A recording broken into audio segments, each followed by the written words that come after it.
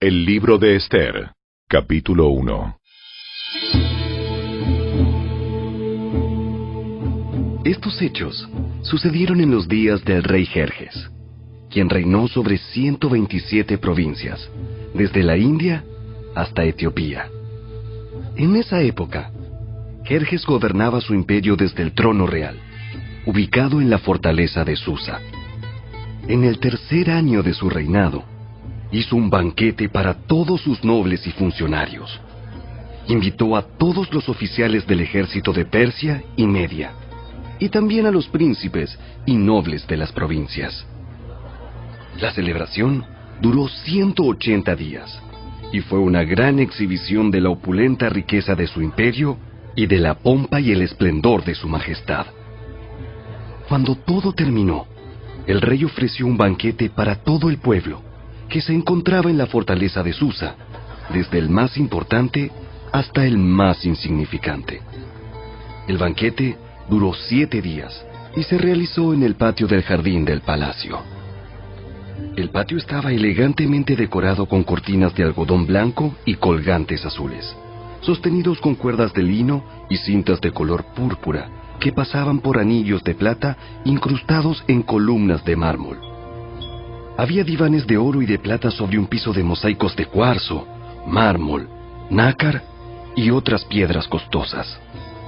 Las bebidas se servían en copas de oro de distintos diseños, y había vino real en abundancia, lo cual reflejaba la generosidad del rey. Por decreto del rey, no había límite de consumo, porque el rey había dado instrucciones a todos los empleados del palacio de que sirvieran a cada hombre cuanto quisieran. Al mismo tiempo, la reina Vasti hizo un banquete para las mujeres en el palacio real del rey Jerjes. Al séptimo día de la fiesta, cuando el rey Jerjes estaba muy alegre a causa del vino, les ordenó a los 7 eunucos que lo servían, Meumán, Vista, Carbona, Victa, Abacta, Setar y Carcas, que le trajeran a la reina Vasti con la corona real en la cabeza. Quería que los nobles y los demás hombres contemplaran su belleza, porque era una mujer sumamente hermosa. Pero cuando le comunicaron la orden del rey a la reina Vasti, ella se negó a ir. Esa respuesta enfureció al rey y lo hizo arder de enojo. Entonces, el rey consultó de inmediato con sus sabios consejeros, quienes conocían todas las leyes y costumbres persas, porque siempre les pedía consejo. Sus nombres eran Carcena, Setar, Admata, Tarsis, Meres, Marcena y Memucán, 7 nobles de Persia y Media. Esos hombres se reunían frecuentemente con el rey y ocupaban los cargos más altos del imperio. ¿Qué debe hacerse con la reina Vasti? ¿Qué sanción impone la ley para una reina que se niega a obedecer las órdenes que el rey le envía debidamente por medio de sus eunucos? Memucán contestó al rey y a los nobles: La reina Vasti ofendió no solo al rey, sino también a cada noble y ciudadano del imperio. Ahora, en todas partes, las mujeres comenzarán a despreciar a sus maridos cuando se enteren de que la reina Vasti se negó a presentarse ante el rey. Antes de que termine este día, las esposas de todos los nobles del rey en toda Persia y Media oirán lo que hizo la reina y empezarán a tratar a sus maridos de la misma manera. Nada pondrá fin a su desprecio y enojo. Así que, si al rey le agrada, sugerimos que emita un decreto por escrito, una ley de los persas y los medos que no pueda ser revocada. Debería ordenar que la reina Vasti sea excluida para siempre de la presencia del rey Jerjes y que el rey elija otra reina más digna que ella. Cuando se publique este decreto en todo el vasto imperio del rey, los maridos de todas partes, sea cual fuere su rango, recibirán el respeto que merecen de parte de sus esposas. El rey y sus nobles Consideraron que esa propuesta tenía sentido, así que el rey siguió el consejo de Memucán. Envió cartas por todo el imperio, a cada provincia en su propio sistema de escritura y en su propio idioma, proclamando que todo hombre debía ser jefe en su propia casa y decir lo que le viniera en gana.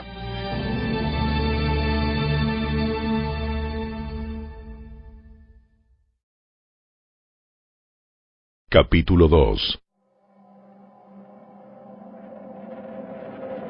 Una vez que se le pasó el enojo, Jerjes comenzó a pensar en Vasti y en lo que ella había hecho, y también en el decreto que él había firmado.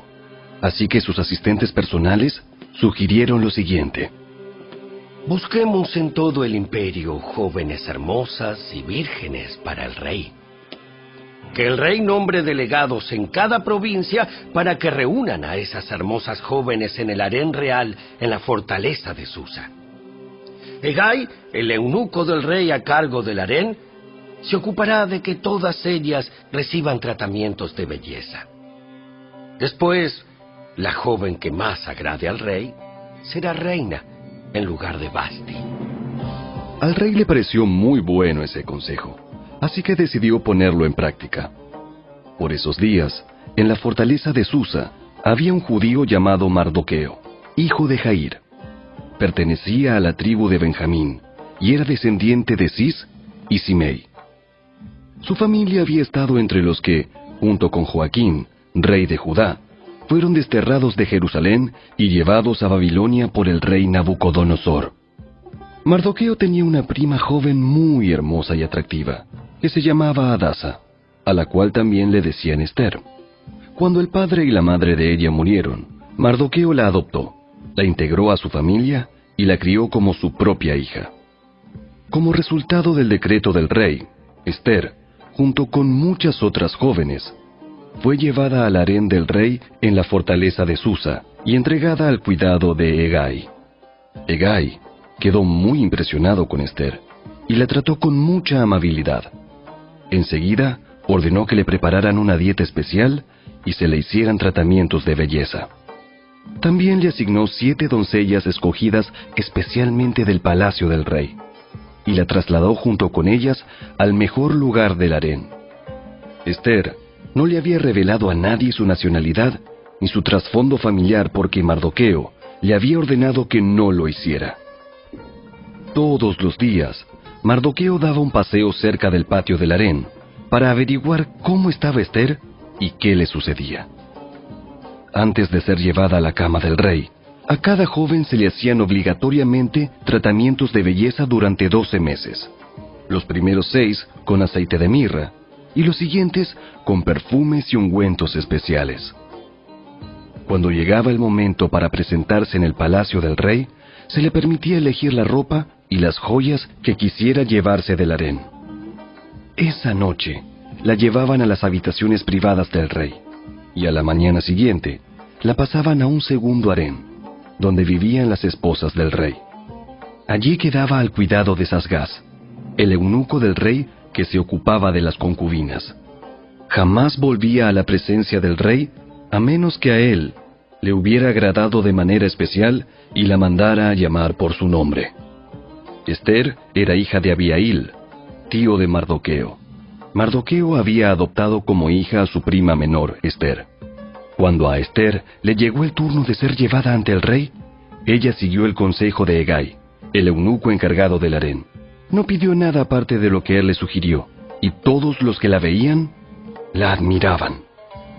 Llevaron a Ester ante el rey Jerjes, en el palacio real, a comienzos del invierno del 7º año de su reinado. Y el rey amó a Ester más que a todas las demás jóvenes. Estaba tan encantado con ella que le puso la corona real sobre la cabeza y la declaró reina en lugar de Vasti. Para celebrar la ocasión, ofreció un gran banquete en honor de Ester a todos sus nobles y funcionarios. Decretó día de fiesta para las provincias y entregó generosos regalos a todos.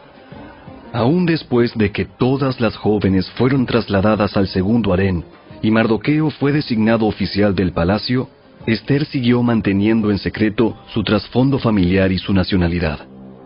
Todavía seguía los consejos de Mardoqueo, tal como cuando vivía en su casa. Cierto día, mientras Mardoqueo estaba de guardia en la puerta del rey, dos de los eunucos del rey, Bigtana y Teres, guardias que custodiaban la entrada a las habitaciones privadas del rey, se enojaron con el rey Jerjes y conspiraron para asesinarlo. Pero Mardoqueo se enteró del complot y le pasó la información a la reina Ester. Entonces ella se lo contó al rey y le dio el crédito a Mardoqueo por la noticia. Cuando se hizo la investigación y se confirmó que lo que decía Mardoqueo era cierto, los dos hombres fueron atravesados con un poste afilado. Todo el suceso quedó registrado en el libro de la historia del reinado del rey Jerjes.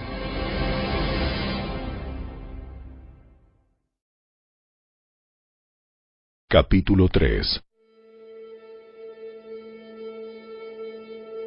Tiempo después, el rey Jerjes ascendió a Amán, hijo de Amedata el agageo. Lo puso por encima de todos los demás nobles y lo convirtió en el funcionario más poderoso del imperio.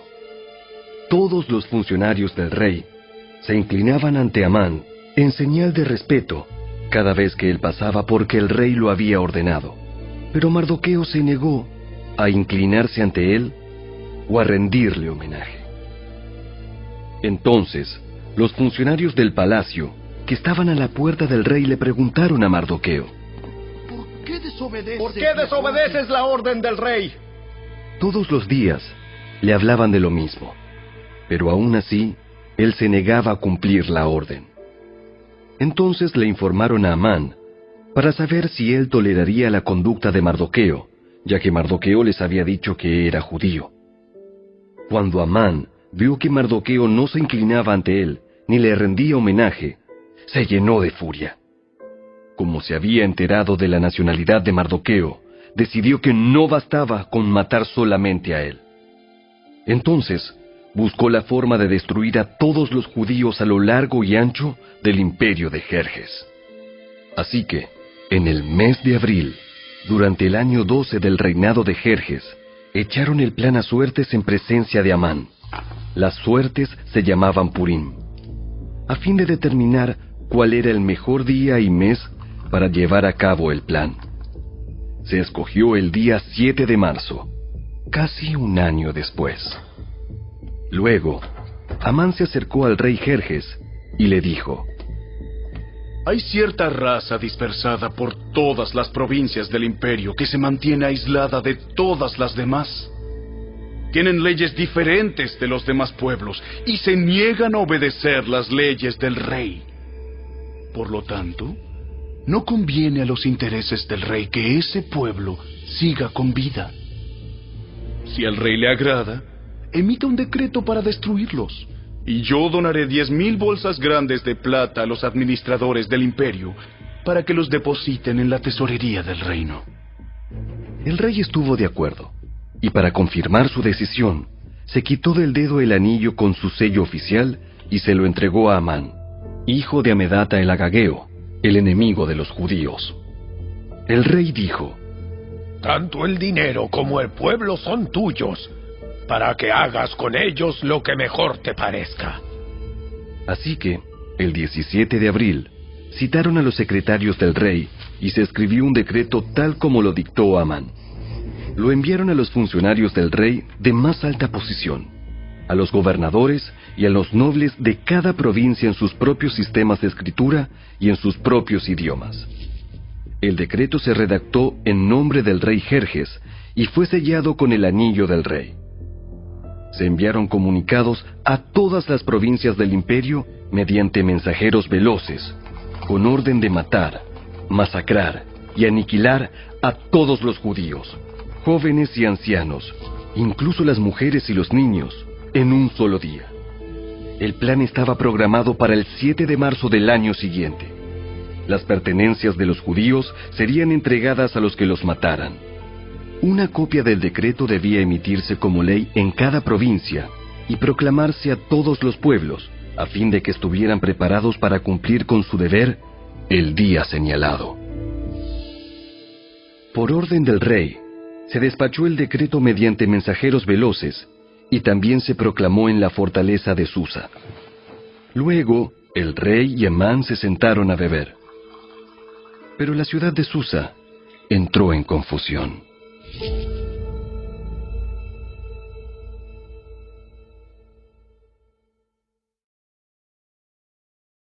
Capítulo 4. Cuando Mardoqueo se enteró de todo lo que había ocurrido, se rasgó su ropa, se vistió de tela áspera, se arrojó ceniza y salió por la ciudad llorando a gritos con un amargo lamento. Llegó hasta la puerta del palacio, porque no se permitía que nadie entrara por la puerta del palacio vestido de luto. A medida que la noticia del decreto real llegaba a todas las provincias, había más duelo entre los judíos. Ayunaban, lloraban y se lamentaban, y muchos se vestían con tela áspera y se acostaban sobre ceniza. Cuando las doncellas y los eunucos de la reina Ester se le acercaron y le contaron lo de Mardoqueo, ella se angustió profundamente. Le envió ropa para reemplazar la tela áspera, pero él la rechazó. Luego, Ester llamó a Atac, uno de los eunucos del rey que había sido designado como su asistente. Le ordenó que fuera a ver a Mardoqueo y averiguara qué era lo que le preocupaba y por qué estaba de luto. Entonces Atac salió a buscar a Mardoqueo a la plaza, frente a la puerta del palacio. Mardoqueo lo puso al tanto de todo lo que había pasado. Hasta le dijo el monto exacto de dinero que Amán había prometido depositar en la tesorería del reino para la destrucción de los judíos. Mardoqueo le entregó a Atac una copia del decreto emitido en Susa, que ordenaba la muerte de todos los judíos. Le pidió a Atac que se lo mostrara a Ester y le explicara la situación. También le pidió a Atac que la exhortara a presentarse ante el rey para suplicarle compasión e interceder a favor de su pueblo. Así que Atac volvió a Ester con el mensaje de Mardoqueo. Entonces Ester le ordenó a Atac que volviera a ver a Mardoqueo y le diera el siguiente mensaje. Todos los funcionarios del rey e incluso la gente de las provincias saben que cualquiera que se presenta ante el rey en el patio interior sin haber sido invitado está condenado a morir, a menos que el rey le extienda su cetro de oro, y el rey no me ha llamado a su presencia en los últimos 30 días. Así que a Atac le dio el mensaje de Ester a Mardoqueo. Mardoqueo le envió la siguiente respuesta a Ester. No te creas que por estar en el palacio escaparás cuando todos los demás judíos sean asesinados. Si te quedas callada en un momento como este, el alivio y la liberación para los judíos surgirán de algún otro lado, pero tú y tus parientes morirán. ¿Quién sabe si no llegaste a ser reina precisamente para un momento como este? Entonces, Ester envió la siguiente respuesta a Mardoqueo. Ve y reúne a todos los judíos que están en Susa y hagan ayuno por mí. No coman ni beban durante 3 días, ni de noche ni de día. Mis doncellas y yo haremos lo mismo. Entonces, aunque es contra la ley, entraré a ver al rey. Si tengo que morir, moriré. Así que Mardoqueo se puso en marcha e hizo todo tal como Ester le había ordenado.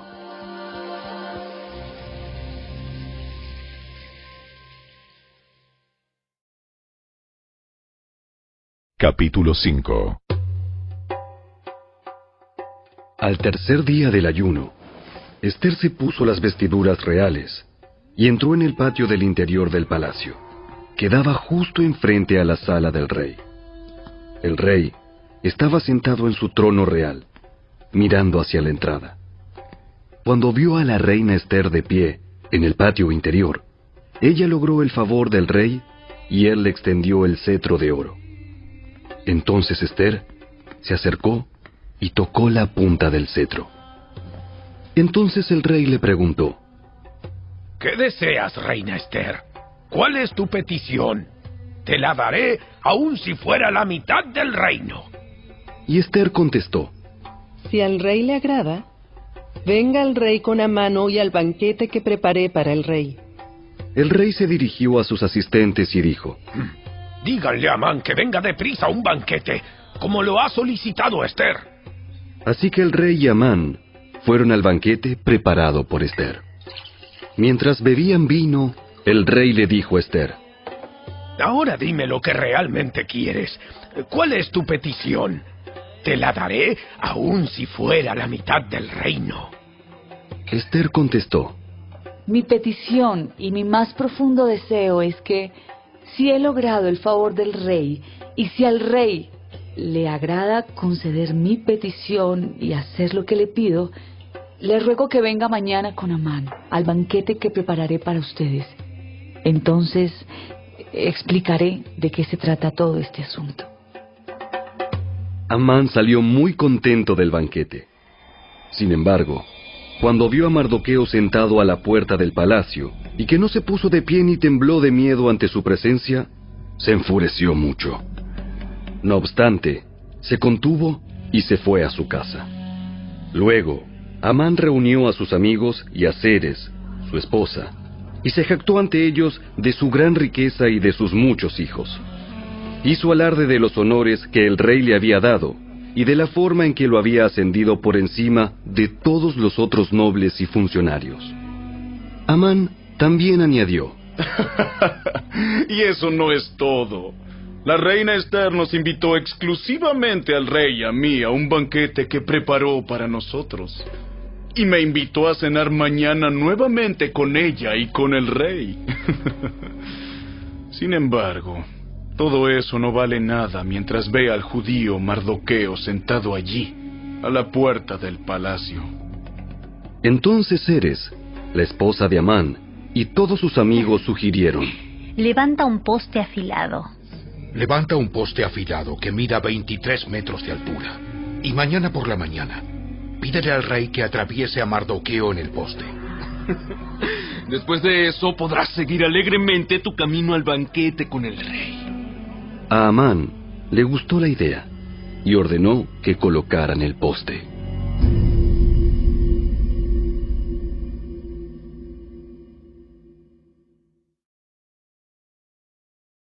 Capítulo 6. Esa noche, el rey no podía dormir. Entonces ordenó a un asistente que le trajera el libro de la historia de su reino para que se lo leyeran. En los registros, descubrió el relato de cuando Mardoqueo informó del complot que Bigtana y Teres, dos de los eunucos que cuidaban la puerta de las habitaciones privadas del rey, habían tramado para asesinar al rey Jerjes. ¿Qué recompensa o reconocimiento le dimos a Mardoqueo por este acto? Sus asistentes contestaron: Nunca se ha hecho nada. ¿Quién está en el patio exterior? Resulta que Amán acababa de llegar al patio exterior del palacio para pedirle al rey que atravesara a Mardoqueo en el poste que había preparado. Entonces, los asistentes contestaron al rey: Es Amán el que está en el patio. Amán. Háganlo pasar. Entonces, Amán entró, y el rey dijo: ¿Qué debo hacer para honrar a un hombre que verdaderamente me agrada? Amán pensó para sí: ¿A quién querría honrar el rey más que a mí? Así que contestó: Si el rey desea honrar a alguien, debería sacar uno de los mantos reales que haya usado el rey, y también un caballo que el propio rey haya montado. Uno que tenga un emblema real en la frente.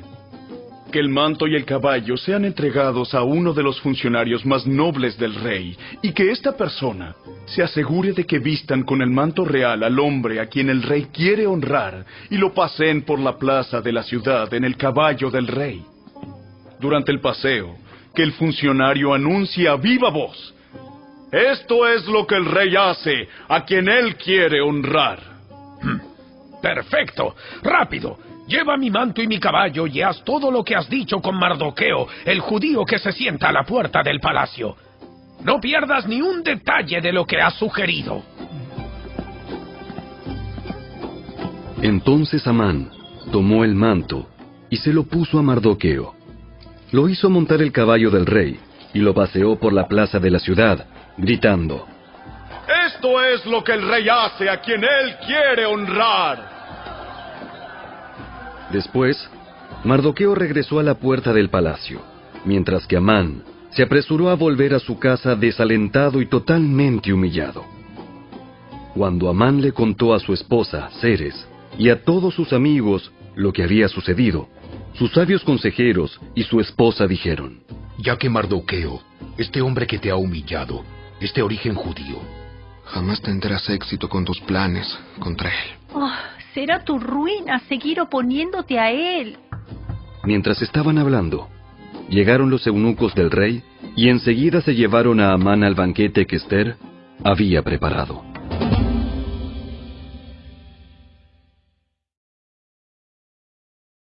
Capítulo 7. Entonces el rey y Amán fueron al banquete de la reina Ester. En esta segunda ocasión, mientras bebían vino, el rey volvió a decir a Ester: Dime lo que desees, reina Ester. ¿Cuál es tu petición? Yo te la daré, aun si fuera la mitad del reino.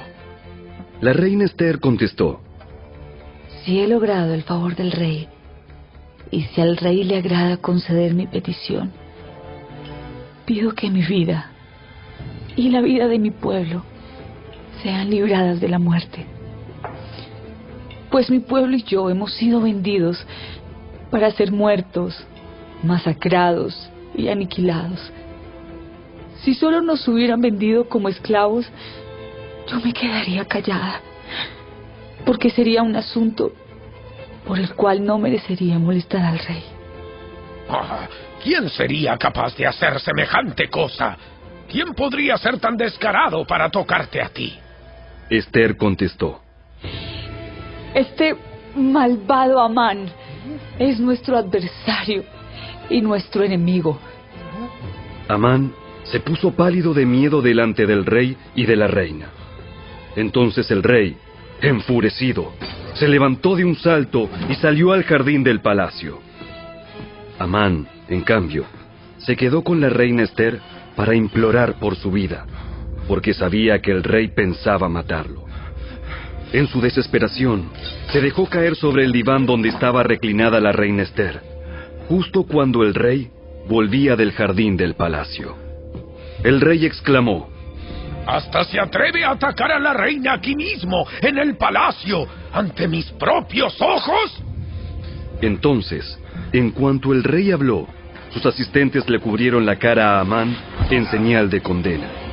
Luego, Arbona, uno de los eunucos del rey, dijo: Amán ha levantado un poste afilado de 23 metros de altura en el patio de su casa. Tenía pensado utilizarlo para atravesar a Mardoqueo, el hombre que salvó al rey de ser asesinado. ¡Que atraviesen a Amán en ese poste! Entonces, atravesaron a Amán con el poste que había levantado para Mardoqueo. Y la furia del rey se calmó.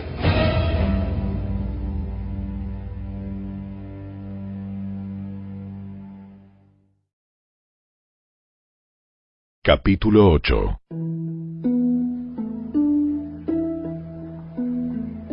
Ese mismo día, el rey Jerjes entregó a la reina Ester las propiedades de Amán, el enemigo de los judíos. Luego, llevaron a Mardoqueo ante el rey, porque Ester le había contado al rey el parentesco que había entre ellos. El rey se quitó el anillo con su sello oficial, el cual había recuperado de Amán, y se lo dio a Mardoqueo.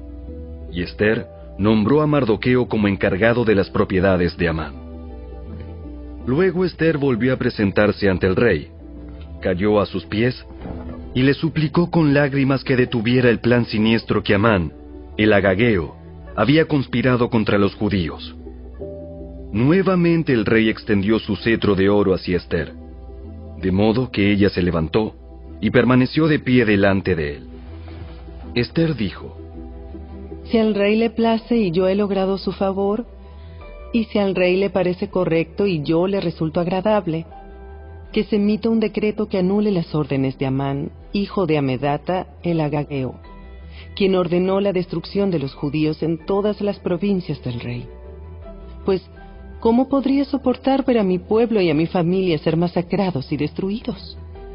Entonces el rey Jerjes dijo a la reina Ester y a Mardoqueo, el judío: Le he dado a Esther las propiedades de Amán, a quien atravesaron en un poste porque trató de destruir a los judíos. Ahora envíen un mensaje a los judíos en nombre del rey, que exprese lo que ustedes quieran, y séllenlo con el anillo del rey. Sin embargo, recuerden que todo lo que ya se ha escrito en nombre del rey, y lo que se ha sellado con su anillo, jamás puede ser revocado. Así que, el 25 de junio, reunieron a los secretarios del rey, y se escribió un decreto tal como Mardoqueo lo dictó. Lo enviaron a los judíos y a los funcionarios de más alta posición, a los gobernadores y a los nobles de las 127 provincias, que se extendían desde la India hasta Etiopía. Este decreto se escribió en los propios sistemas de escritura y en los propios idiomas de cada pueblo del imperio, incluido el de los judíos. El decreto se redactó en nombre del rey Jerjes y fue sellado con el anillo del rey. Mardoqueo envió los comunicados por medio de los mensajeros veloces, quienes montaban caballos rápidos, criados especialmente para el servicio del rey. El decreto del rey les daba autoridad a los judíos de todas las ciudades para unirse y defender su vida. Se les permitía matar, masacrar y aniquilar a cualquiera, de cualquier nacionalidad o provincia, que los atacara a ellos o a sus esposas e hijos. También podían apoderarse de los bienes de sus enemigos. El día escogido para llevar a cabo esa acción en todas las provincias del rey Jerjes fue el 7 de marzo del año siguiente.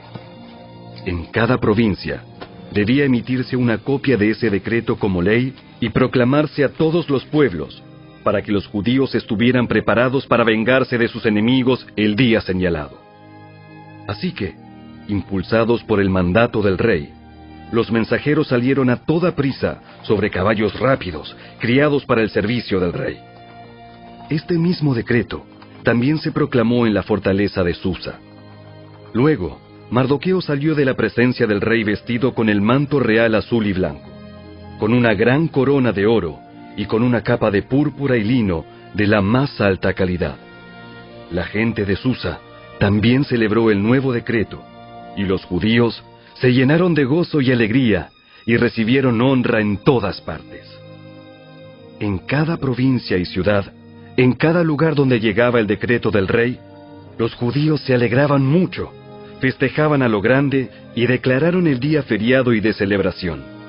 También, muchas personas del territorio se hicieron judíos por temor a lo que pudieran hacerles los judíos.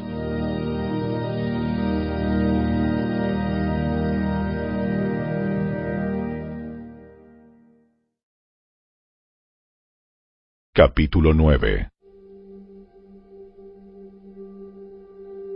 Así que, el 7 de marzo, los 2 decretos del rey entraron en vigencia. Ese día, los enemigos de los judíos tenían la esperanza de dominarlos, pero ocurrió todo lo contrario. Fueron los judíos quienes dominaron a sus enemigos. Los judíos se reunieron en sus ciudades, en todas las provincias del rey, para atacar a todo el que intentara hacerles daño. Pero nadie pudo hacerles frente porque todos les tenían miedo. Además, todos los nobles de las provincias, los funcionarios de más alta posición, los gobernadores y los funcionarios reales ayudaron a los judíos por temor a Mardoqueo, pues a Mardoqueo lo habían ascendido a un alto cargo en el palacio del rey, y su fama se extendía por todas las provincias a medida que se hacía más y más poderoso. Así que, el día señalado, los judíos hirieron de muerte a sus enemigos a filo de espada. Mataron y aniquilaron a sus enemigos e hicieron lo que quisieron con quienes los odiaban. En la propia fortaleza de Susa, los judíos mataron a 500 hombres. También mataron a Parsandata, a Dalfón, a Aspata, a Porata, a Adalía, a Aridata, a Parmasta, a Arisai, a Aridai y a Baisata, los 10 hijos de Amán, hijo de Amedata, el enemigo de los judíos, pero no se quedaron con ninguna de sus pertenencias. Ese mismo día, cuando se le informó al rey el número de muertos en la fortaleza de Susa, hizo llamar a la reina Ester y le dijo: Los judíos mataron a 500 hombres solo en la fortaleza de Susa, además de los 10 hijos de Amán. Si aquí hicieron eso, ¿qué habrá pasado en el resto de las provincias? Ahora bien, ¿qué más quieres? Te será concedido. Dímelo y lo haré. Ester contestó: Si al rey le agrada que a los judíos de Susa se les dé permiso para hacer mañana lo que hicieron hoy, y que los cuerpos de los 10 hijos de Amán sean atravesados en un poste. El rey estuvo de acuerdo, y el decreto se hizo público en Susa. Atravesaron los cuerpos de los 10 hijos de Amán. Luego, el 8 de marzo, los judíos de Susa se reunieron y mataron a 300 hombres más, y otra vez tampoco se quedaron con ninguna de sus pertenencias. Mientras tanto, los demás judíos en todas las provincias del rey se reunieron para defender su vida. Quedaron aliviados de todos sus enemigos, al matar a 75,000 de los que los odiaban. Pero no se quedaron con ninguna de sus pertenencias. Eso ocurrió en todas las provincias el 7 de marzo, y el día 8 descansaron para celebrar su victoria con un día de fiesta y alegría. Los judíos de Susa mataron a sus enemigos el día 7 de marzo, continuaron el 8, y luego el día 9 descansaron, y lo designaron su día de fiesta y alegría. De manera que, hasta el día de hoy, los judíos del campo que viven en aldeas remotas celebran un día feriado anualmente en el día señalado a fines del invierno, en el cual se alegran y se mandan regalos de comida unos a otros. Mardoqueo registró esos acontecimientos y envió cartas a los judíos que vivían cerca y lejos, en todas las provincias del rey Jerjes, para motivarlos a celebrar cada año un festival durante esos 2 días. Les dijo que debían celebrar esos días con alegría y festejos, obsequiándose porciones de comida unos a otros y haciendo regalos a los pobres. Ese festival conmemoraría el tiempo en que los judíos quedaron aliviados de sus enemigos, cuando su dolor se convirtió en alegría y su duelo en gozo. Así que los judíos aceptaron la propuesta de Mardoqueo y adoptaron esa costumbre anual. Amán, hijo de Amedata el Agageo, el enemigo de los judíos, había conspirado para aplastarlos y destruirlos en la fecha escogida al echar suertes. A las suertes se las llama Purim. Pero cuando Ester se presentó ante el rey, él emitió un decreto que causó que el plan siniestro de Amán se volviera en su contra. Y tanto Amán como sus hijos fueron atravesados en un poste afilado. Por eso la celebración se llama Purim, porque es la palabra que se empleaba antiguamente para la frase echar suertes. Por lo tanto, debido a la carta de Mardoqueo y a la experiencia que vivieron, los judíos de todo el reino se pusieron de acuerdo para iniciar esa tradición y pasarla a sus descendientes y a todos los que se hacían judíos. Declararon que jamás dejarían de celebrar cada año esos 2 días prescritos en la fecha señalada. Esos días se recordarían y se mantendrían de generación en generación, y serían celebrados por cada familia en todas las provincias y ciudades del imperio. El festival de Purim nunca dejaría de celebrarse entre los judíos, ni se extinguiría de entre sus descendientes el recuerdo de lo ocurrido. Luego, la reina Ester, hija de Abihail, junto con Mardoqueo, el judío, escribieron otra carta en la cual la plena autoridad de la reina respaldaba la carta de Mardoqueo para establecer el festival de Purim. Se enviaron cartas con deseos de paz y seguridad a los judíos de las 127 provincias del imperio de Jerjes. Esas cartas establecían la celebración anual del festival de Purim en las fechas señaladas, como lo habían decretado el judío Mardoqueo y la reina Ester. El pueblo decidió celebrar el festival, de la misma manera que había decidido establecer el tiempo de ayuno y luto para sí y sus descendientes. Así que el mandato de Ester confirmó la costumbre del Purim, y todo quedó escrito en los registros.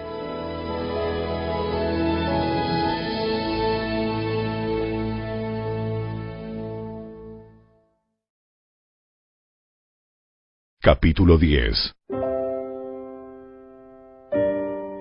El rey Jerjes impuso un tributo en todo su imperio, incluso hasta las costas lejanas. Sus grandes logros y el relato completo de la grandeza de Mardoqueo, a quien el rey había ascendido, están registrados en el libro de la historia de los reyes de Media y Persia. Mardoqueo, el judío, llegó a ser primer ministro, segundo en mando después del propio rey Jerjes. Fue un hombre muy importante entre los judíos, de gran estima ante ellos, porque siguió actuando a favor de su pueblo y defendiendo el bienestar de todos sus descendientes.